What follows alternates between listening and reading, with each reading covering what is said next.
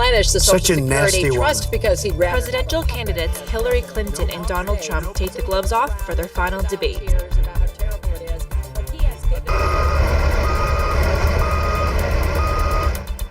Iraqi and Kurdish forces say new military operations are going faster than planned. A devastating loss last night as the Jays were defeated by Cleveland in Game 5 of the ALCS. Hi, and welcome to Humber News. I'm Lindsay Wadden, coming to you from our newsroom here at Humber College North Campus. Donald Trump has clarified one of the most inflammatory remarks he made during last night's debate. Trump said he didn't know if he would accept the election vote next month. Now he says he will, but only if he wins. She's playing chicken. Look, Putin, from everything I see, has no respect for this person. Well, that's because he'd rather have a puppet as president of the United States. No puppet. And it's pretty clear. You're the puppet. It's pretty clear you won't admit. No, Presidential rivals sparred over topics including Russia, WikiLeaks, abortion laws, and gun control. Trump refused to say if he would accept the election result on November 8th. Are you saying you're not prepared now to commit to that principle? What I'm saying is that I will tell you at the time. I'll keep you in suspense. Experts say a belief of election fraud among Trump supporters could lead to a civil war. He sparked more outrage after he called for the removal of bad hombres in America.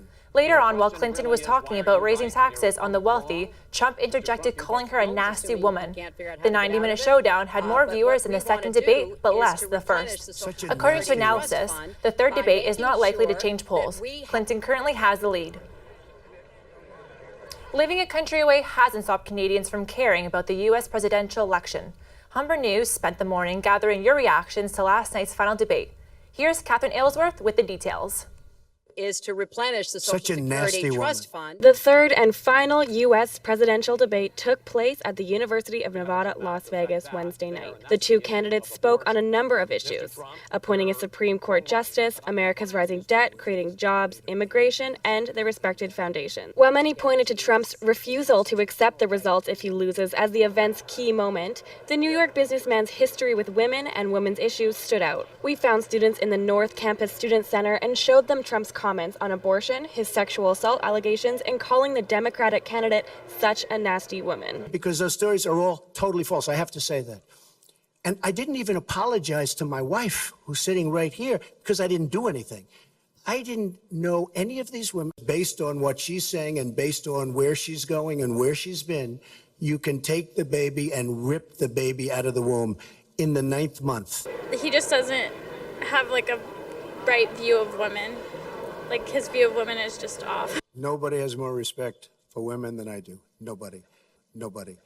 Frankly, those stories have been largely debunked. He has consistently denied what is a very clear fact that before the invasion. He was talking about how you can rip a baby out of the womb at night, like the day before it's due or the day that it's due, and it's like, that's not true. The one where he said, nobody respects women more than I do, because like everything he said, and the report about like the video where he said just grab him by the, like, obviously he doesn't have respect for women. Like he's a liar. It's ridiculous. When he was talking about abortion and when he called Hillary a nasty woman, how did it make you feel? It was kind of stupid. A running theme through the U.S. election is Donald Trump's inability to tell the truth. The Toronto Star's Daniel Dale reported the Republican candidate made 37 false claims during Wednesday night's debate. Hillary Clinton told 4. It's now in the voters' hands. Clinton's campaign slogan is "I'm with her," and come election day, we'll find out just how many actually are. Catherine Ellsworth, Humber News. Overseas, Iraq's prime minister says the fight for Mosul is going faster than planned. It's day 4 of the push to take back control of Iraq's second largest city. Early morning attacks today by the Iraqi Special Forces plan to take over a nearby town held by the militant group ISIS. Gunfire and helicopters filled the air as they advanced. According to the Associated Press, ISIS deployed 9 suicide car and truck bombs against advancing troops. Military operations also appeared northeast of Mosul. Clouds of smoke could be seen from the town early this morning. As civilians leave the surrounding areas, Iraqi Prime Minister says he will protect civilians fleeing the fight and won't allow violations of human rights. Super Typhoon Haima has killed at least 7 people in the Philippines. The storm triggered landslides and floodings that claimed several homes. Many parts of the Philippines are still without power. The typhoon hit the Philippines around 11 o'clock last night. Many parts of the country are without electricity and communication. Experts had feared this storm could have been as tragic as the 2013 Super Typhoon, which claimed more than 7,000 lives. As many as 100,000 people have been moved to higher grounds to lessen the danger to them. Typhoon Haima is currently headed towards China. Here at home, the city is feeling blue today after the Blue Jays' hopes of going to the World Series were crushed last night when the Bats went quiet against Cleveland. Rookie Ryan Merritt, in only his second major league start, gave Cleveland in the early pitching it needed.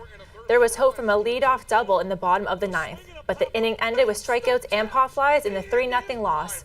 This is Cleveland's first AL title since 1997. Jays manager John Gibbons will return in 2017, but it is still in the air whether Jose Bautista and Edwin Encarnacion will resign. Encarnacion led the team with 42 homers and 127 RBIs, and Bautista with 22 home runs and 69 RBIs. Here at Humber, new figures show that Ignite's latest rebrand has cost more than half of its $400,000 budget. Just 2 weeks ago, Ignite had said expenses totaled $167,000. Yesterday, President Ahmed Tahir gave the update on the rebrand. He was pressured by students and media to release the expenses yesterday as planned. The categorized expense report that can be found online was broken into 4 categories: $46,000 for research and testing, $43,000 for brand ideas and creative design, $56,000 for the website, and $61,000 for new equipment and supplies. If you have been thinking about going vegetarian today, it's a great time to start. Several vegetarian vendors and associations are helping Humber students to celebrate Vegetarian Awareness Day. We get details from Sveta Soloveva. Smell of cheese, greens and honey, veggie snacks, books and healthy recipes. Everything is said to celebrate ethical, environmental and health benefits of being a vegetarian. And if you don't have Netflix, there's a gift code here. Daily Wellness Ambassador Alice Halenko, who was promoting their cheddar and mozzarella cheese, says that Vegetarian Awareness Day is important because it celebrates ethical eating and sustainability. Well, I think in this day and age, we need to be accepting of the way people eat, and that includes, all types of options and providing an accessible environment for people to enjoy the cuisine that they do.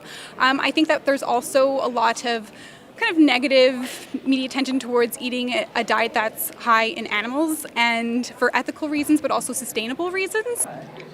Some students were signing up to receive PDF files of healthy vegetarian recipes and books about how our lifestyle can affect environment.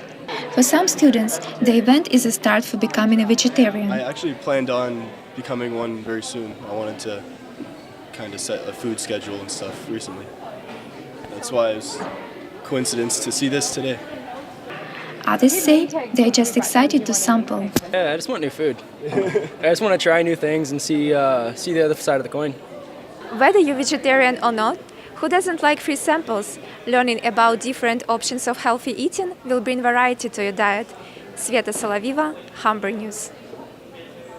When we come back, we'll tell you what's happening in the world of sports. And Alyssa Souza Kapal will have your 3-day forecast.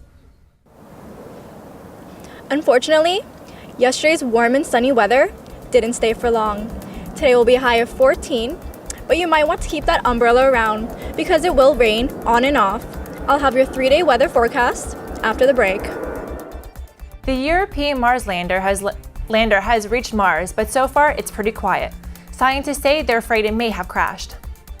Schiaparelli is a rover sent to Mars to seek signs of life, but communication with it is down, so no one's sure whether it's touched down safely or broken when it's landed. The rover was supposed to be the first with the ability to collect and analyze samples. Scientists say they hope to establish contact with the lander before its batteries run out in a couple days.